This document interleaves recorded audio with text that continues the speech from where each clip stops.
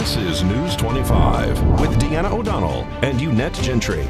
News 25, local news you can count on. News is brought to you by J.K. Nelson Law. Give them a call, 727-9900. Today's news is also brought to you by Gunny's Air Conditioning and Heating. New service and repair. Call Gunny's 775-727-6800. Welcome to News 25 here on KPVM TV and Ace Country Radio. I'm Deanna O'Donnell. And I'm Unette Gentry. It is Tuesday, August 23rd. Well, the last of 4 defendants charged with abusing 4 children inside a Prump home is sentenced for her part in the crimes and will now spend the next few years in prison. The long-awaited sentencing hearing was held Monday in the 5th Judicial District Court for convicted child abuser Vicki Lynn Bockley. Judge Robert Lane heard arguments from both sides concerning the plea negotiations that have been discussed in this case. Public Defender Ronnie Boscovich represented Bockley, who has spent over 900 days behind bars for her part in the sexual assault and child abuse of 4 children in her home. It all began, according to court records and the Nye County Sheriff's Office, in January 2020 when a local doctor reported to the Department of Child and Family Services that 4 children within a home on Pahrump South Side stated they had been sexually assaulted. The individuals involved were 3 men and Bockley, who was the mother of 1 and the grandmother of 3 victims in this case. 3 males identified were 30-year-old Mickey Cagle, 39-year-old Eric Garcia, and 50-year-old Danny Hicks. Bockley is the final of the 4 defendants to be sentenced. The children report that the sexual abuse occurred over a period of time and included Bockley and the men and even involved bestiality. They report that they were given alcohol and assaulted. The Nye County District Attorney's Office says that warrants executed by the Nye County Sheriff's Office were done 45 days after the investigation began. District Attorney Chris Arabia says he believes that gave the suspects time to cover their tracks and destroy evidence. The evidence provided to his office by the Sheriff's Office did not support what the suspects were arrested for. Arabia had even learned that evidence was being deleted remotely from one of the cell phones belonging to a suspect in this case. That phone was in the custody of the Sheriff's Office at the time. Bockley took a plea deal for 2 counts of child abuse and neglect or endangerment. She can receive 12 to 72 months for each charge and a $5,000 fine. The district attorney is asking for the time to run consecutively. If we look at the original charges that the state filed, these are absolutely heinous allegations. However, we need to look at what she ultimately pled to, which is 2 counts of child abuse, neglect, or endangerment first offense. Each of those are a probationable category B 1 to 6. She is eligible for probation for these cases, which is ultimately what we're going to be asking for today. I have suffered a lot in my 51 years, most of it really bad, though I have survived it by the will and grace of God. If I had known what was happening, I would have dealt with it appropriately. The reality is her children said she was aware, and she got up and all she talked about was herself. The horrors that these kids were exposed to, were inconceivable to me prior to being assigned to this matter. So again, the state is requesting that she be sentenced to the crimes that she's pled guilty to and that those sentences be run consecutively. Yeah, she might have rehabbed herself since she's been charged, but she wasn't thinking about rehabbing herself when her children and grandchildren were going through these traumas. Eric Garcia accepted a plea deal and pled guilty to lewdness with a child under 14 years old and unlawful use of a minor under 14 producing pornography. He was sentenced to 20 years to life. Mickey Cagle got 28 to 72 months after pleading guilty to possession of child pornography, and Danny Hicks pled guilty to 1 count of child abuse, striking a child. He received probation after serving 1.5 years in jail. In the end, Judge Robert Lane sentenced Bockley to the maximum allowed in this case. Ms. Bockley stood up and made one of the most common defenses that we see throughout our entire nation, through our society today. I'm the victim. I'm the victim here. I need therapy now and counseling. Don't forget about the kids and the other guys in this that did these horrendous crimes. What about me? She's not the victim in this. Those children are. What she did was horrendous. In the old breast, they just hung her up, strung her up, along with the other co-defendants. She She's got a lot of credit for time served, and even with the max sentence, she's not going to be serving as long as she should. She got a great break from the DA. I'm going to max her 28 to 72 on each count. That's the maximum sentence for them consecutive to each other. Give her credit for 929 and remand her into custody. The owner of Astolfa Kennels, who has been breeding and selling his large Caucasian Shepherd mixed security dogs from his website, is arrested by the Nye County Sheriff's Office, and the dogs in Amargosa are now being seized. Vasily Platonov and Oksana Higgins have been operating for a number of years here in Pahrump until a court case came forward in which they decided to relocate the animals to a property in Amargosa. A few months ago, dozens of dogs were seized, and in some cases, they were found to be in extremely poor condition at that time. 60 puppies have been born recently, and the older dogs, unfortunately, are not being purchased. They usually sell for around $2,500 to $4,000 on a website. Animal rescuers have donated food to help those animals. Platonov himself has stated in court that he cannot afford to feed those dogs. So we responded out here yesterday after a report of an injured animal was taken to a vet. We responded and did an inspection of the property and located approximately 300 animals in various stages of malnutrition and just an unkept, neglectful situation. We obtained a search warrant last night to seize this property and the dogs that are here. We then arrested both the owner and the caretaker. They were taken to jail, and we are now here just starting to process the scene with veterinarians and trying to assess the medical condition of all the dogs here on scene. He does breed them. I don't believe he's a licensed breeder, but he definitely breeds, and we have a lot of puppies. Have you had a chance to go to the property in Pahrump as well? We did go to the property in Pahrump, and we arrested the owner there at his property in Pahrump. We have not done a warrant there for the puppies yet. That will be the next step after we're done here. So there are more dogs at another property? There are more dogs there as well, yes. How many? We're not sure exactly. We didn't actually search that property. What's the condition of these dogs? Just preliminarily, they're in various stages of malnutrition. They have not been fed well at all. There's numerous dogs with injuries and medical conditions that need treatment, and that's what we're here figuring out. We really don't have much more at this point. Were they left alone, or? No, there was a caretaker here with them. So there was a caretaker here yesterday when you were here? Correct. We arrested her here.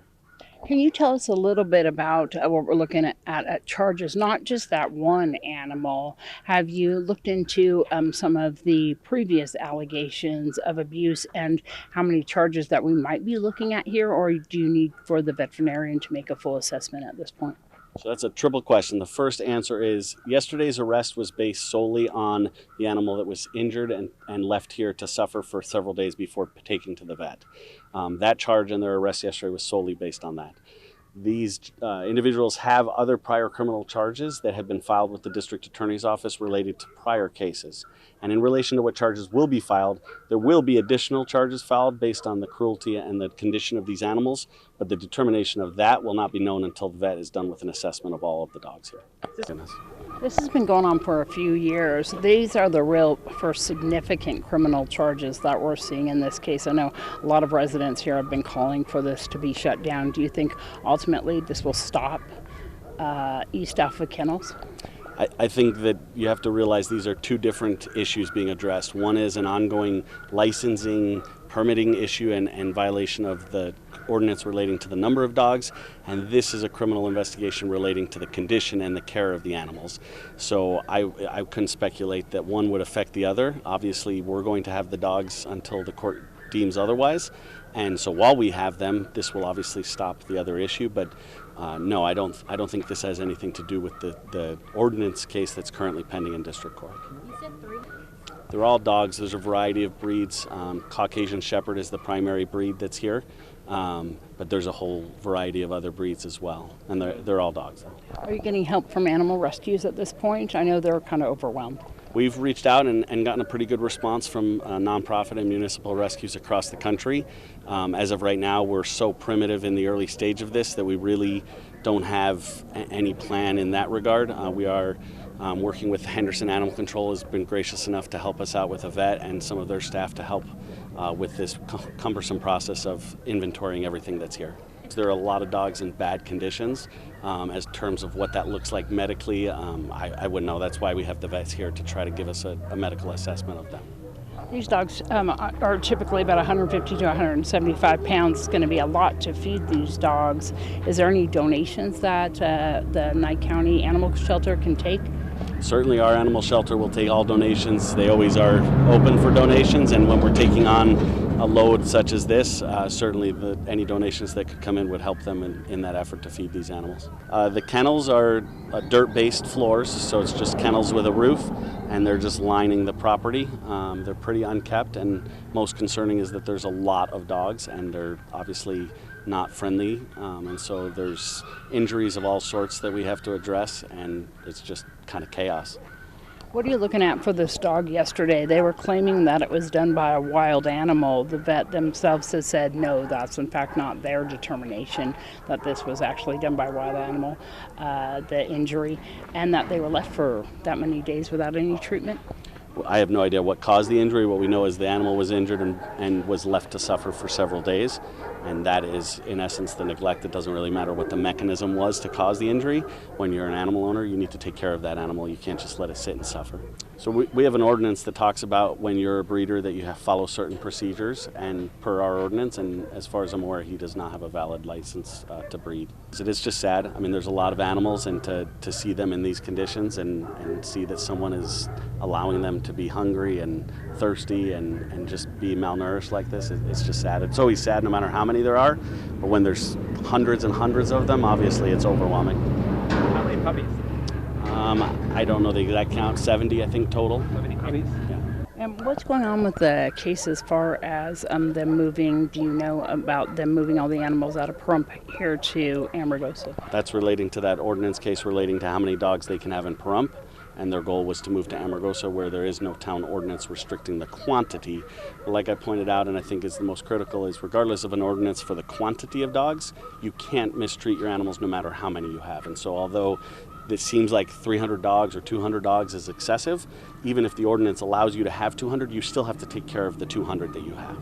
And of course, we'll keep you posted on what's happening there. Our shelter is opening tomorrow here in Pahrump, and we'll be getting an update on those animals. If you would like to donate, you can call the shelter at 775-751-7020. We'll be right back. You're watching News 25, the most recognized and farthest reaching local news in Nye County. News 25, local news you can count on. This segment of News 25 is brought to you by Lisa Spahitz and Mike Plasmeyer at Country Financial Insurance. Auto, home, life, and commercial. 775-727-8920. Welcome back to News 25. Well, the Nevada Department of Corrections reports that on August 23rd, a minimum security offender from the Gene Conservation Camp was recaptured less than an hour after walking away from her work crew. Offender Emily Moya, a 30-year-old female, was determined missing from the area near Jean Martin Drive and Tropicana Avenue in Las Vegas around 3 p.m. while on a work crew from the Nevada Division of Forestry. Escape procedures were initiated by the Nevada Department of Corrections Inspector General's office, and the offender was located shortly before 4 p.m. Moya is serving a sentence of 18 to 96 months for obtaining, using, identifying information of another, a concurrent 1 to 10-year sentence for burglary, and is pending a consecutive 16 to 48 month sentence for attempted obtaining or using identifying information of another. Additional charges are now pending. Police officers from the Nevada Department of Motor Vehicles in Las Vegas arrest a man suspected of selling stolen vehicles online. 27-year-old David Pereira was apprehended by DMV officers on August 12 as he has attempted to sell a stolen 2016 Chevy Silverado that was posted on OfferUp and Facebook Marketplace with an asking price of $27,000 cash. Investigators with the DMV's Compliance Enforcement Division posed as buyers in order to locate a vehicle they believed was stolen and offered up for sale online. After verifying the vehicle was stolen, CED investigators interrupted Pereira while he tried to sell the truck to an unsuspecting buyer in Las Vegas. Pereira fled the scene on foot and was taken into custody after a short pursuit. The vehicle involved in the scam had a fictitious California title, matching fictitious vehicle identification numbers, forged insurance cards, and a stolen California license plate. Pereira was booked into the Clark County Detention Center on 8 felony charges related to fraud, car theft, and falsifying official documents, and 1 misdemeanor charge of resisting a public officer. DMV investigators were alerted to Pereira's case by the victim of a fictitious scam who purchased a vehicle from him for $18,000 cash. That vehicle was later impounded by police when it was discovered to be stolen. After Pereira's arrest, CED investigators were able to link him to that $18,000 sale, and they were able to press charges related to that incident. Investigators are working with other local agencies to identify additional vehicle sales that might also be linked to Pereira, who is on probation for misdemeanor drug charges in Texas, had no address on record, and claimed not to have identification or a driver's license. DMV investigators have been tracking fraud scams involving individuals who sell stolen vehicles to Nevada citizens after switching the vehicle ID number to conceal that those vehicles were stolen elsewhere. Using fraudulent title paperwork designed to legitimize the fake VINs, the vehicles are offered for cash to the public on discount sales websites. Investigators believe that fraudulent vehicle sales are being carried out by a ring of individuals who steal cars from other states, switch the VINs, and then advertise them for online sale here in Nevada. Criminals have found light-duty pickup trucks are easier to sell and relabel with fake VIN numbers. Anyone who believes that they might also be a victim of a VIN fraudulent vehicle sales scam is urged to contact the DMV's Compliance Enforcement Division at 702-486-8626. You're watching News 25, brought to you by Mountain West Lawyer, Injury Attorneys, 727-9500. Also brought to you by Silver State Health. Visit silverstatehealth.org or call 702-471-0420 for an appointment. News 25, local news you can count on. Well, AT&T is helping local seniors understand better use technology. Jackie Berger teaches a class with a focus on helping seniors navigate the use of smartphones and tablets. Monday, she made a stop at the Prump Senior Center. We do smartphone classes for the community. We specialize in seniors because they need a lot of help with their smartphones. That gets them connected to the public, their kids, keeps their brain going, and we show them step by step not to be afraid of their phones and all the things that they can do on their phones or tablets. And we do it step by step by step. Classes run about an hour, and then the first 45 minutes we have a menu that we go down, and then the last 15 minutes, whatever they came for, because some of them have password issues or just don't know how to use their phone. The good thing about the new technology is that they don't, if they have a blind problem, hearing problem, or just have troubles, texting with their fingers and thumbs, the new technology, all they have to do is talk to their phone. Android is Hey Google, Apple is Hey Siri. If there's an emergency, let's say, I have tested it myself, as I'm in one room, my phone's in another, all I have to do is say, Hey Siri, I better not say it too long because my phone might hear me, call emergency. And it'll do it, which is really nice. And for the community, for the seniors, it's nice because I just signed up an 87 and 91-year-old, and they're able to FaceTime. They're able to stay in touch with their family, which you can see people getting healthier and healthier because they're more connected. They're not so isolated anymore. I go to people's homes or businesses and then give them one-to-one because some people can't get out of the house. Or some may have come to the class, it might have been a little too much for them. So we just go to their homes. Some of them invite their friends and we all have coffee, and that way it's a little more personal too. There's a website called www.newtech, NevadaSmartPhoneClasses.com. They can get the calendar there. They can go to the senior center, the library. They can contact me. I'll email it to them. I'll drop it off. They can give you a call. They can call me. Yeah. What's the number? It's 775-253-1878.